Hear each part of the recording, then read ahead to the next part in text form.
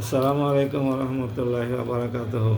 আমার সম্মানিত দর্শক শ্রোতা ভাই এবং বোনেরা, সূরা ইউনূসের ২৬ এবং ২৭ নম্বর আয়াতের বাংলা তর্জমা এখন আমি আপনাদের সামনে পেশ করছি। বিসমিল্লাহির রহমানির রহিম।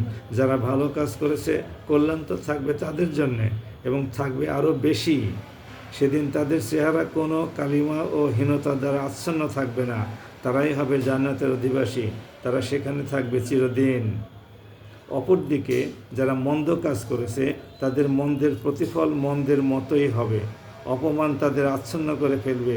সেদিন আল্লাহর আযাব থেকে তাদের রক্ষাকারী কেউই থাকবে না। তাদের চেহারা এমনি কালো হবে যেন রাতের অন্ধকার ছিঁড়ে তার একটি টুকরো তাদের মুখের উপরে সেঁক দেওয়া হয়েছে। এরাই হচ্ছে জাহান্নামের অধিবাসী, সেখানে তারা চিরদিন থাকবে। সম্মানিত ভাই এবং বোনেরা, সৎ কাজ করা, ঈমান আনা, আল্লাহর নির্দেশগুলো মেনে চলার জন্যে জান্নাতের প্রতিশ্রুতি দেওয়া হয়েছে।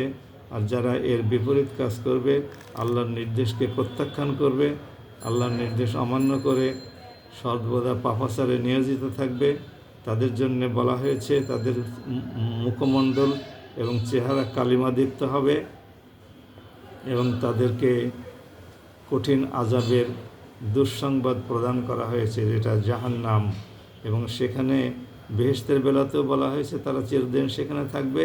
তাদের মুখমণ্ডল হবে উজ্জ্বল, হাস্যোজ্জ্বল। আর যারা জাহান্নামে যাবে তাদের মুখমণ্ডল হবে কালিমাদীপ্ত। আল্লাহ আমাদেরকে জাহান্নামের আগুন থেকে হেফাজত করুন এবং জান্নাতের একটি ছোট্ট টুকরা হলেও অন্তত সেখানে থাকার তৌফিক দান করবেন। জাহান্নাম থেকে বেঁচে থাকাটা সবচেয়ে বড় সাফল্য, সবচেয়ে বড় ব্যর্থতা। জাহান্নাম থেকে বেঁচে থাকাটা সবচেয়ে বড় সাফল্য, আর জাহান্নামে পতিত হওয়াটাই সবচেয়ে বড় ব্যর্থতা।